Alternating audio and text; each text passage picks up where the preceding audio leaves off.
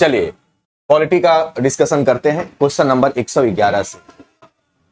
Question number 111 से 111 question number कहता है कि निम्नलिखित सूची को 1 को 2 से लिस्ट 1 को लिस्ट 2 से मैच कराना है। संविधान सभा की अंतिम बैठक हुआ था 24 जनवरी 1950 को। इसको याद रखिएगा, कब हुआ था? 24 जनवरी 1950 को हुआ था और संविधान लागू हो गया था 26 जनवरी 1950 को। तो ऑप्शन ए का क्या होगा? 1। बी में आइए, डॉक्टर अंबेडकर के अनुसार संविधान की आत्मा किसको कहा गया था? तो संवैधानिक उपचारों का अधिकार यानी कि अनुच्छेद 32 को अंबेडकर साहब ने संविधान की आत्मा कहा था। तो बी का क्या होगा? बी का 4। सी की बात करें, संविधान सभा की प्रथम बैठक जो हुआ था वो 9 दिसंबर 1946 को हुआ था। तो इसका सी का हो जाएगा 3 और बच गया डी, तो डी का हो जाएगा क्या? 2। यानी कि संविधान का हस्तलेखन किया था प्रेम बिहारी नारायण ने। संविधान का अपने हाथ से लेखन किसने किया था? तो प्रेम बिहारी नारायण ने किया था। तो ए का 1, बी का 1, 4, 3, 2। 1 यहां भी है, 1 यहां भी है, 4 यहां है, 3 ये नहीं होगा, बी होगा। 1, 4, 3, 2 ऑप्शन नंबर बी। अगला क्वेश्चन देखते हैं। घरेलू हिंसा से महिलाओं का संरक्षण अधिनियम कब बना? इसको डायरेक्टली सर आवाज में बोल्डनेस लाइए कि आप सिखाइएगा हमको पढ़ाने के लिए कि आवाज में बोल्डनेस कैसे लाया जाता है। हमको बोल रहे हैं कि हिस्ट्री वाले सर को बोल रहे हैं?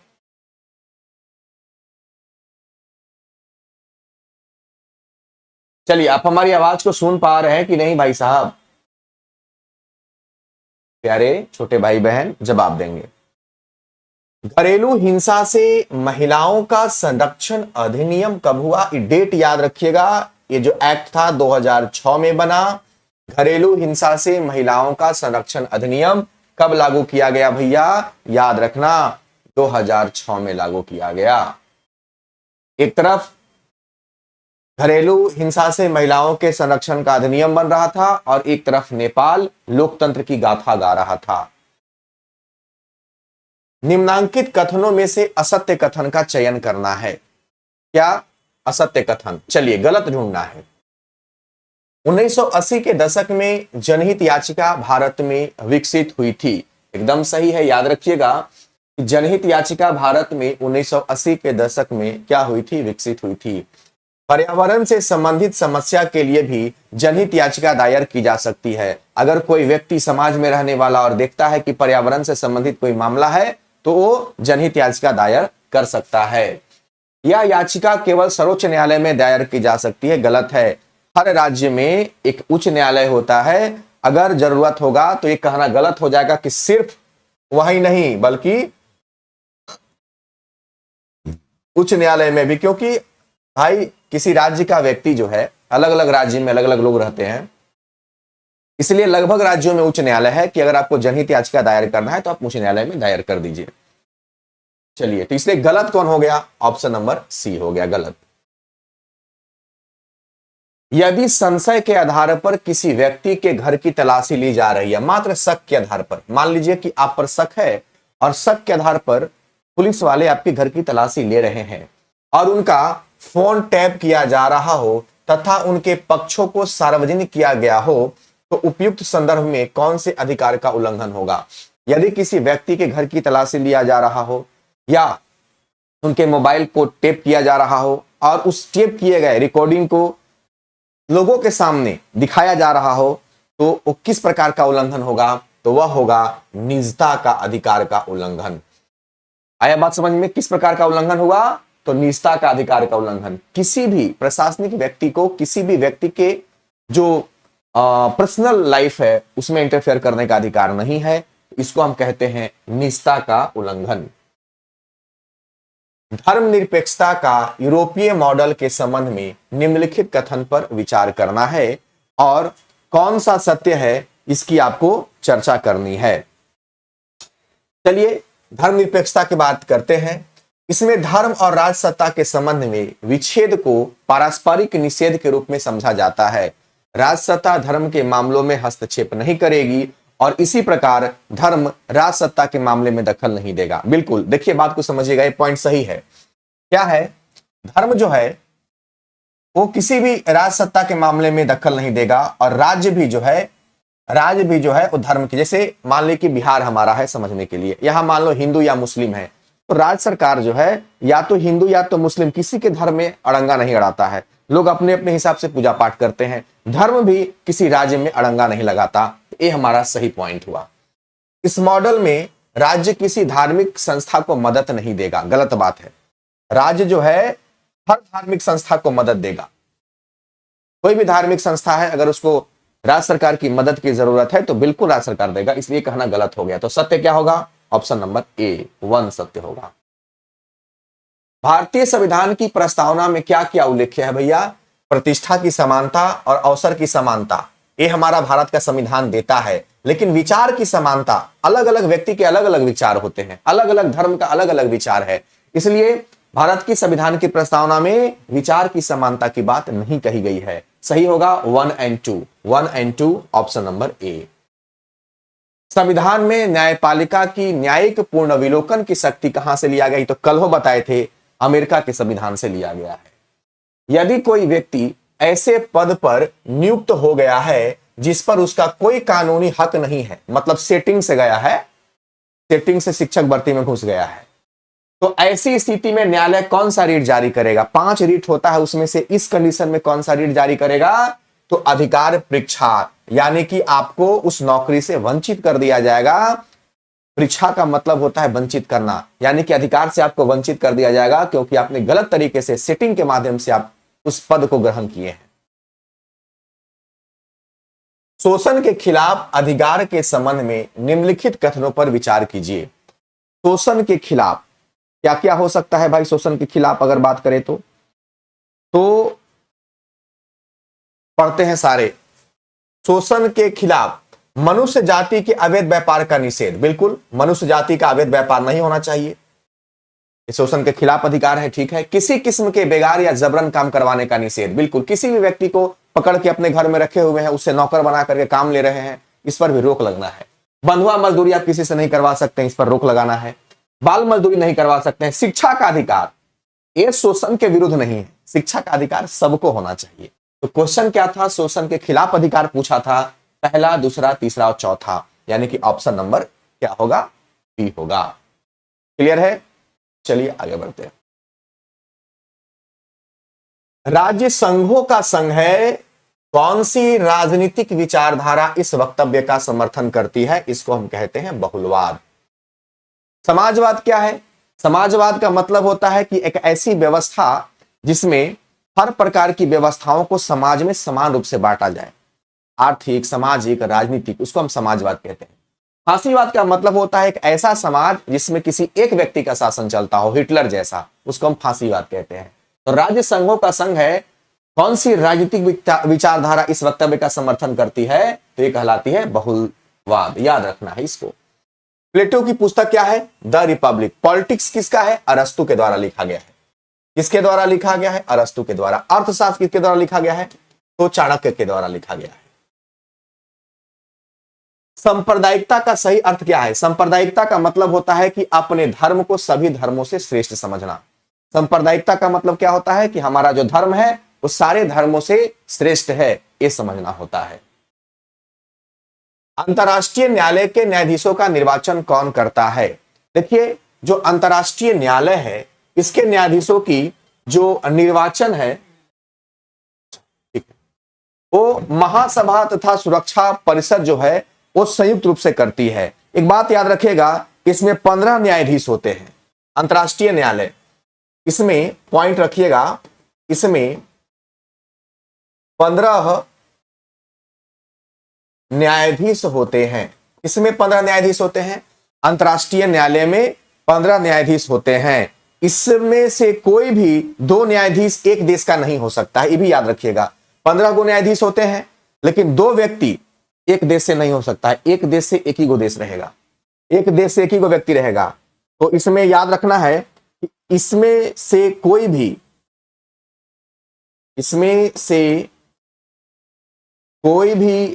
2 व्यक्ति एक देश के नहीं होंगे। अच्छा, एक बात और इसमें याद रखना है, पॉइंट हम लिख देते हैं। इनका जो कार्यकाल होता है, अंतर्राष्ट्रीय न्यायालय के न्यायाधीश का जो कार्यकाल होता है, याद रखिएगा 9 वर्षों का होता है। कार्यकाल कितने वर्षों का होता है? 9 वर्षों का होता है। अच्छा, एक बात और याद रखिएगा, हर 3 साल पर चुनाव होता है।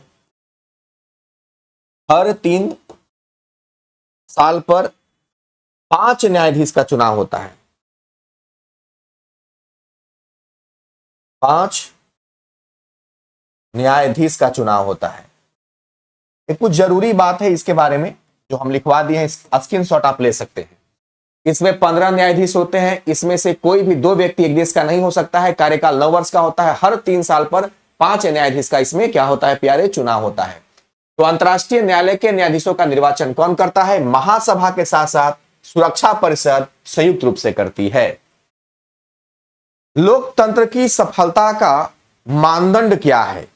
चलिए, लोक बंधुआ मजदूरी क्या होता है? बंधुआ मजदूरी का मतलब होता है सुनील कि किसी भी व्यक्ति को आप अपने पास जबरन रखे हुए हैं बांध करके और उससे मजदूरी करवा रहे हैं कम पैसा दे करके, तो उसको हम बंधुआ मजदूरी कहते हैं। चलिए, लोकतंत्र की सफलता का मानदंड क्या हो सकता है? जनता के प्रति उत्तरदायी वैध शासन की स्थापना करना, ये लोकतंत्र कहलाता है। आर्थिक असमानता में कमी एवं सामाजिक न्याय के क्या करना? स्थापना करना। यानी कि आर्थिक असमानता में कमी का मतलब हुआ कि सब लोग के बीच में रोजगार देंगे तो आर्थिक असमानता में क्या होगा? कमी होगा। ये सरकार की जिम्मेवारी है। और समाज में सबको न्याय देना, ये भी है लोकतंत्र में आता है। विविधताओं में सामंजस्य, मतलब अलग अलग धर्म के लोग जरूर रहते हैं लेकिन सब में सामंजस्य है, एवं नागरिकों की गरिमा में वृद्धि। तो तीनों का तीनों पॉइंट जो है लोकतंत्र की सफलता का मानदंड है, इसलिए इसका आंसर होगा ऑप्शन नंबर डी। द्विदलीय पत्ती कहां पाई जाती है भैया? याद रखना, यूएसए अमेरिका में पाई जाती है। वहां पे 2 ही संगठन है। हर बार एक बार कार्यकाल इसका रहता है तो अगला बार कार्यकाल इसका रहता है। 2 ही दल यूएसए में है। जैसे भारत में बहुत सारे दल काम करते हैं, लगभग 57-58 दल के आसपास है भारत में। अब तो हमेशा नया नया रोज पार्टी बन रहा है, लेकिन अमेरिका में 2 ही दल है, तो याद रखिएगा यूएसए में। किसने कहा है मनुष्य स्वतंत्र रूप से जन्म लेता है लेकिन सभी जगह वह बंधनों में रहता है? यह किसका कथन है? तो याद रखिएगा, एक कथन है, बड़ा व्यक्ति इंपॉर्टेंट है, रूसो का। कि किसने कहा कि मनुष्य जो है स्वतंत्र रूप से जन्म लेता है लेकिन सभी जगह वह बंधन में रहता है? तो भाई साहब, एक कथन है रूसो का। कौन से देश संयुक्त राष्ट्र संघ की सुरक्षा परिषद के अस्थायी सदस्य हैं? अब इसको याद रखिएगा, हम आपको बता देते हैं कौन सा देश है। याद रखिएगा, यह है यूएसए, रूस, यूके, फ्रांस और चीन। अच्छा, एक बात बताइए कि संयुक्त राष्ट्र संघ की स्थापना कब हुई? 2 क्वेश्चन यहां से हम बताते हैं। संयुक्त राष्ट्र संघ की स्थापना और भारत इसमें कब सम्मिलित हुआ, ये दोनों बात आपको याद रखना है। भारत इसमें कब सम्मिलित हुआ? तो संयुक्त राष्ट्र संघ की स्थापना 30 अक्टूबर 1945 को हुआ था। 30 अक्टूबर 1945 को। और भारत इसमें कब सम्मिलित हुआ? 26 जून 1946 को। इसको याद रखिएगा। और इसमें अस्थायी रूप से अमेरिका है, रूस है, यूके है, फ्रांस है और चीन है। याद रखना है इस सब चीजों को। नेपाल में लोकतंत्र की वापसी कब हुई? 2006 में। हम बोल रहे थे ना कि महिला सुरक्षा अधिनियम 2006 में पारित किया गया था और उसी समय नेपाल में लोकतंत्र की व्याख्या की जा रही थी। क्रीमी लेयर संकल्पना से क्या तात्पर्य? आप बार बार सुनते होंगे क्रीमी लेयर, क्रीमी लेयर। ये क्रीमी लेयर होता क्या है? क्रीमी लेयर की बात करें तो क्रीमी लेयर का मतलब होता है कि आर्थिक स्तर के आधार पर वर्गीकरण, यानी कि जो गरीब है, गरीबी के आधार पर, कमी के आधार पर जो वर्गीकरण किया जाता है समाज में और जातियों में, उसको हम कहते हैं क्रीमी लेयर। क्या बोलते हैं उसको? क्रीमी लेयर कहते हैं। किसने कहा है सदा सच बोलना और कर्ज की अदायगी ही न्याय है? तो यह सेफलस का कथन है। किसका कथन है? तो यह कथन जो है, याद रखिएगा, ये सब हम बार बार बोलते हैं कि जब भी कथन आए ना तो कथन को हमेशा आप कॉपी में अपना नोट करना सीखिए। तो किसने कहा है सदा सच बोलना और कर्ज की अदायगी ही न्याय है? तो यह कथन जो है सेफलस का है। लोकतंत्र के सिद्धांत के विकास में किस क्रांति का योगदान रहा? तो इंग्लैंड की क्रांति का भी रहा, फ्रांस की क्रांति का भी रहा, रूसी बेल्शेविक क्रांति का भी रहा, अमेरिकी क्रांति का भी रहा, ये सारी क्रांतियों का जो है योगदान रहा है लोकतंत्र में। अच्छा, एक बात बताना है, अगर आपसे 131 का डी, हाँ बिल्कुल सही तो बोल रहे हैं, सब इसमें होगा। अगर आपसे पूछे इंग्लैंड की क्रांति कब हुई थी, तो आपको याद रखना है 1688 में हुआ था। अगर आपसे पूछेगा कि फ्रांस की क्रांति कब हुई थी, तो 1789 में हुआ था। अगर आपसे पूछेगा रूसी बेल्शेविक की क्रांति कब हुई थी, तो ये बहुत जल्दी में हुआ है 1917 में। और अमेरिकी क्रांति अगर आपसे पूछ दे, अमेरिकी क्रांति का भी लोकतंत्र में योगदान रहा है। अमेरिकी क्रांति अगर आपसे पूछ दे तो यह हुआ है 1976 में। तो ये सारी की सारी क्रांतियां हैं जो लोकतंत्र की ओर क्या करती है, बढ़ावा देती है। राज्यपाल की पद पर नियुक्ति के लिए योग्यता क्या है? भारत का नागरिक होना चाहिए, होता है योग्यता, 35 वर्ष की आयु भी होना चाहिए और लाभ के पद पर नहीं होना चाहिए। तो भैया सारा का सारा पॉइंट जो है वो राज्यपाल के पद की योग्यता के बारे में बोलता है। 128 नंबर क्वेश्चन फिर से देखिए, 9th एनसीईआरटी में 2008 है। नहीं, आप बढ़िया से पढ़िएगा, बढ़िया से पढ़िएगा। क्वेश्चन जो कह रहा है उसके हिसाब से 2006 होगा। ये कितना बार क्वेश्चन हम करा चुके हैं, कितना बार हम क्वेश्चन करा चुके हैं। क्वेश्चन का हो सकता है कुछ नया वर्ड वहां पे दिया होगा, ध्यान से देख लीजिएगा। बिहार विधान परिषद की बैठक कब हुई, उसे पहले समझते हैं कि बिहार विधान परिषद का गठन कब हुआ। भाई गठन हुआ था 1912 में। कब हुआ? और इसके बाद अब 1913 में इसकी प्रथम बैठक हुई। तो इसमें आपको सामंजस्य बैठाना होगा कि 1913 में अब आपके सामने 2 डेट दिया हुआ है। कितना डेट दिया हुआ है? 2 डेट दिया हुआ है। तो आप बताइए कि 2 डेट में से कौन सा डेट आप मान के चलिएगा। 20 जनवरी 1913 कौन सा मान के चलेंगे? 20 जनवरी, 1 मिनट फैन बंद करने दीजिए। चलिए, तो 20 जनवरी 1913। अगला क्वेश्चन, बिहार में जिला स्तर पर जिला परिषद का गठन किया जाता है। बहुत बढ़िया बात है, किया जाता है। त्रिस्तरीय पंचायती राज व्यवस्था में होता है। जिला परिषद के एक सदस्य का चुनाव कितने की आबादी पर होता है? तो याद रखिएगा 50,000 की आबादी पे होता है। कितने आबादी पे होता है? 50,000 की आबादी पे होता है। जिला परिषद के संबंध में कौन सा कथन गलत है? जिला परिषद की कार्यावधि उसकी पहली बैठक की निर्धारित तिथि से अगले 5 वर्ष तक की होती है। बिल्कुल ठीक है, इनका कार्यकाल 5 वर्ष का होता है। जिला परिषद की बैठक प्रत्येक 3 माह में कम से कम एक बार होना चाहिए। बिल्कुल होना चाहिए। जिला परिषद के अध्यक्ष को अविश्वास प्रस्ताव द्वारा नहीं हटाया जा सकता। गलत बात है। हर 2.5 साल पर, 2.5 साल पर गलत वाला चुनना था, गलत वाला यही है।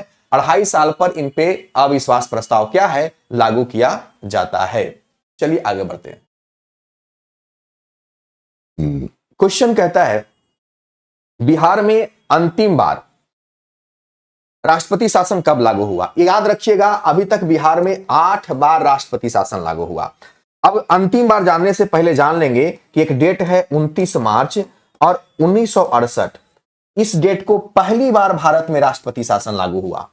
और अंतिम बार कब लागू हुआ? तो 7 मार्च 2005 को। 3 डेट आपको याद रखना है। 8 बार राष्ट्रपति शासन लागू हुआ, पहली बार हुआ 29 मार्च 1968 को और अंतिम बार हुआ 7 मार्च 2005 को। क्या आप मुझे एक भी स्वतंत्र देश दिखा सकते हैं जहां पृथक मताधिकार हो? खाली स्थान अंग्रेज जा चुके हैं परंतु वे शरारत छोड़ गए हैं। एक कथन किसका है? एक कथन आपसे पूछ रहा है, याद रखिएगा। एक कथन है सरदार वल्लभ भाई पटेल का। किसका कथन है? सरदार वल्लभ भाई पटेल का कथन है। मौलिक कर्तव्य से संबंधित निम्नलिखित में से कौन सा कथन सही नहीं है? मौलिक कर्तव्यों से संबंधित निम्नलिखित में से कौन सा कथन सही नहीं है? पढ़ते हैं। देखिए, मौलिक कर्तव्य की बात करें, सबसे पहले समझिएगा तो मौलिक कर्तव्य जो है ये रूस के संविधान से लिया गया है और ये भाग 4 के क में है और अनुच्छेद 51 में है। 51 के क में। याद रखिएगा 11 मौलिक कर्तव्य है वर्तमान में। ठीक है, मौलिक कर्तव्य से संबंधित निम्नलिखित में से कौन सा सही नहीं है, मतलब आपको निकालना है कौन सा गलत है। उन्हें परमादेश द्वारा प्रभावी बनाया जा सकता। पहल के गलत निकल। परमादेश का मतलब आदेश दे करके प्रभावी। देखो, मौलिक कर्तव्य जो है जनता के द्वारा देश के लिए निभाया गया फर्ज है। तो क्या देश हमसे जबरदस्ती फर्ज निभवा सकती है? क्या नहीं निभवा सकती। तो परमादेश नहीं होगा। उन्हें संवैधानिक प्रक्रिया से ही बढ़ाया जा सकता है। बिल्कुल ही ठीक है। ये गलत हो गया, इसलिए गलत निकालना था, इसलिए हम इसको सही किए हैं। अस्पष्ट विधियों की व्याख्या के लिए उनका उपयोग नहीं किया जा सकता। बिल्कुल ठीक है। तो गलत वाला चुनना था, तो इसका पहला आंसर हो जाएगा ए। चलिए क्वेश्चन नंबर 139 की बात करते हैं। भारत का राष्ट्रपति कथन वाला है, ये पढ़ते हैं। भारत का राष्ट्रपति ब्रिटिश राजा से भिन्न है। बिल्कुल सही बात है। भारत का राष्ट्रपति ब्रिटिश राजा से क्या है? भारत के राष्ट्रपति का पद अमेरिका के राष्ट्रपति से मिलता है। ये गलत है। भारत का जो राष्ट्रपति है अमेरिका के पद से नहीं मिलता है। ठीक है, नहीं मिलता है, याद रखिएगा। भारत का जो अमेरिका में जो उपराष्ट्रपति है वो भारत के उपराष्ट्रपति से मैच करता है, क्योंकि भारत में एक उपराष्ट्रपति होगा, ये अमेरिका के संविधान से लिया गया है। तो बड़ा अच्छा क्वेश्चन लगा, इसलिए ए सही होगा, आर गलत होगा। तो ए सही है परंतु आर गलत है, ऑप्शन नंबर सी। भारतीय संविधान के किस अनुच्छेद के अंतर्गत राष्ट्रपति संसद के दोनों सदनों द्वारा पारित किसी बिल पर अपनी स्वीकृति रोक सकता है? ये हो गया अनुच्छेद 111। अनुच्छेद 111 के तहत संसद के दोनों सदनों के द्वारा पारित किया गया किसी भी बिल को राष्ट्रपति रोक सकता है। याद रखिएगा। अनुच्छेद 108 में क्या है? संयुक्त अधिवेशन की बात करता है, और 63 में उपराष्ट्रपति की बात की जाती है। तो इसका आंसर होगा ऑप्शन नंबर बी। निम्नलिखित कथनों पर विचार करिए। कहता है भारत में राज्य के महाधिवक्ता की नियुक्ति भारत के राष्ट्रपति द्वारा संबंधित राज्य के राज्यपाल की अनुशंसा पे की जाती है। देखिए गलत बात, राष्ट्रपति के द्वारा नहीं की जाती है बल्कि राज्यपाल के द्वारा की जाती है। राज्य का जो महाधिवक्ता होता है वो राज्यपाल के द्वारा किया जाता है। अनुशंसा राज्यपाल देखो राष्ट्रपति नहीं करता है, पहले इतना याद रखना, राज्यपाल करता है।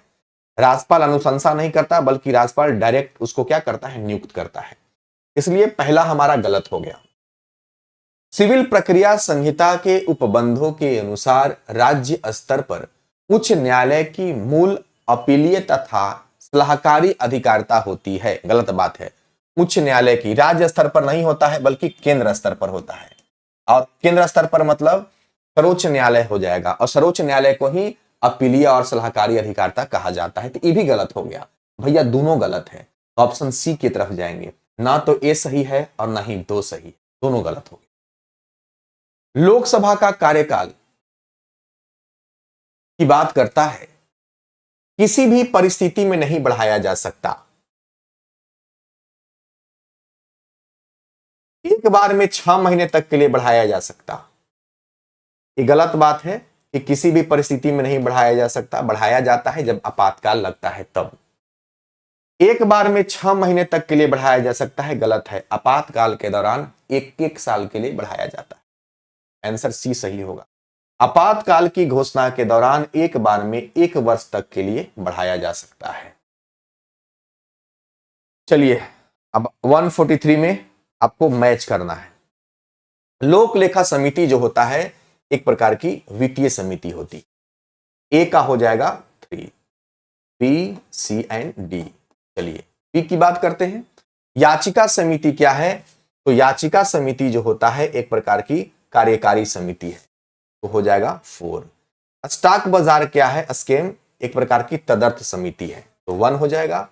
और संयुक्त विभागीय समिति की अगर हम बात करें तो यह स्टैंडिंग समिति होती है, ये हो जाएगा 2, 3, 4, 1, 2 है।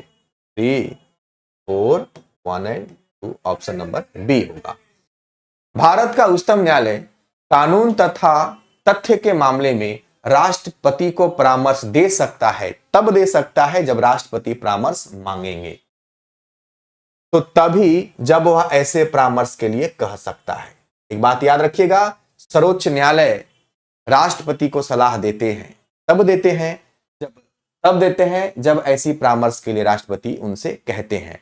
और एक बात याद रखना है कि सर्वोच्च न्यायालय के द्वारा दिया गया परामर्श राष्ट्रपति मानने के लिए बाध्य भी नहीं है।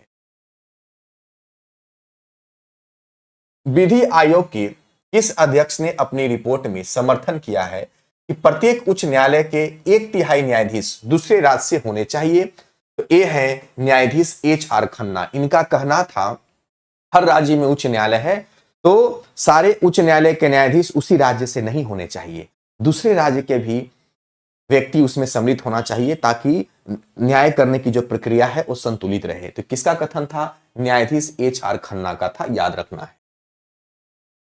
वाद एवं उस वाद में उच्चतम न्यायालय की व्यवस्था के त्रुटिपूर्ण युग्म को पहचानिए। बेलवान अर्जीवाद, याद रखिएगा, बेलावान, ये नाम टेढ़ा है। बेलावान अर्जीवाद जो है विदेश यात्रा के अधिकार दैहिक स्वतंत्रता का भाग, इससे संबंधित नहीं है। आप सबको पढ़ लेते हैं।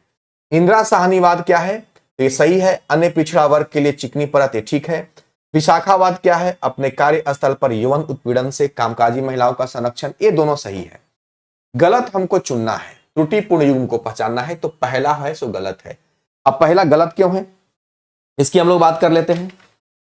पहला गलत क्यों है? क्वेश्चन नंबर 146 में संविधान द्वारा दिया गया, इसमें याद रखिएगा बिलानवर्जीवाद क्या है, तो संविधान द्वारा दिया गया मुआवजा निर्धारण से जुड़ा मामला है। ये एक बात याद रखिएगा, ऐसे जो प्रश्न होते हैं प्रायः आपको याद होने चाहिए। कथन और जो वाद है वो हर हाल में जब तक याद नहीं, इसको समझना नहीं होता है भैया, इसको याद रखना पड़ता है। याद नहीं रहेगा तो क्वेश्चन नहीं बनेगा। तो बिलानवारजीवाद क्या है? तो संविधान द्वारा दिया गया मुआवजा निर्धारण से जुड़ा हुआ मामला है, ना कि विदेश यात्रा से मामला जुड़ा हुआ है। तो गलत हो जाएगा और गलत वाला ही हमको पहचानना था। तो हमारा आंसर क्या होगा? ए होगा। गिरीश चंद्र मुर्मू बने भारत के 14वें नियंत्रक एवं महालेखा परीक्षक। ये में 14वें बने। अच्छा, एक बात इनके बारे में याद रखिएगा, ये 8 अगस्त 2020 को कार्यभार संभाले हैं। 8 अगस्त 2020 को कार्यभार संभाले हैं और रहेंगे कब तक? तो ये रहेंगे 20 नवंबर 2024 तक रहेंगे। तो 14वें नियंत्रक एवं महालेखा परीक्षक कौन है? तो गिरीश चंद्र मुर्मू है। निम्न में से किस राज्य में सर्वप्रथम लोकायुक्त कार्यालय की स्थापना की गई? देखो, लोकायुक्त क्या होता है? एक प्रकार का भ्रष्टाचार निरोधक संस्था है। क्या है?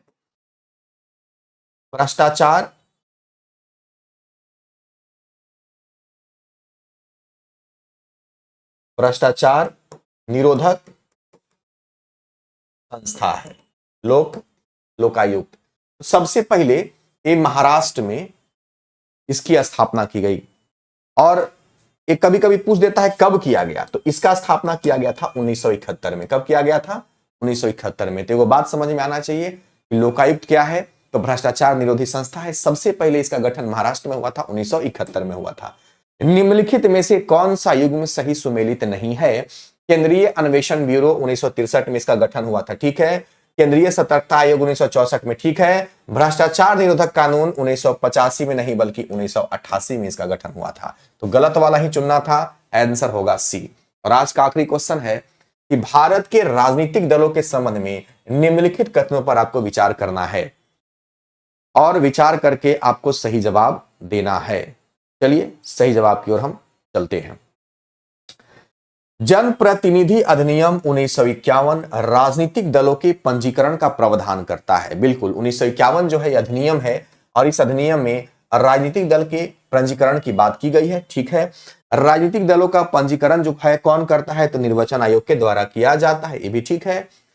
राष्ट्रीय स्तर का राजनीतिक दल वह है जिसे लोकसभा में 3 विभिन्न राज्यों से 2% सीट यानी कि 11 सीट प्राप्त हो, ये भी ठीक है।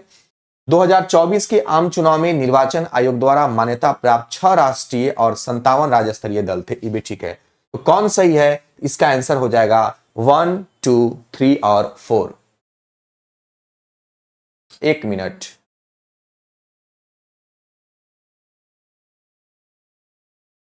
ये नहीं होगा, मिस्टेक है। तीसरा नहीं होगा क्योंकि यहां पे लोकसभा में 3 नहीं बल्कि 4 राज्यों से, ये हमारा नहीं होगा। इसका आंसर क्या होगा? ऑप्शन नंबर ए होगा, 1, 2 एंड 4। तो इसका याद रखिएगा 1, 2 एंड 4 होगा। ठीक है, हाँ बिल्कुल 6% होना चाहिए जेके मैथमेटिक्स, इसलिए तो हम काट दिए ना, इसलिए तो हम काट दिए। हमको अचानक याद आया कि कल है तो ये क्वेश्चन पढ़ाए हैं, कल ही क्वेश्चन हुआ है ना, कि इसका आंसर क्या होगा, इसका आंसर ए हो जाएगा। चलिए अभी ज्योग्राफी का क्वेश्चन आप लोग के सामने आएगा। ठीक है ना, जय हिंद सबको।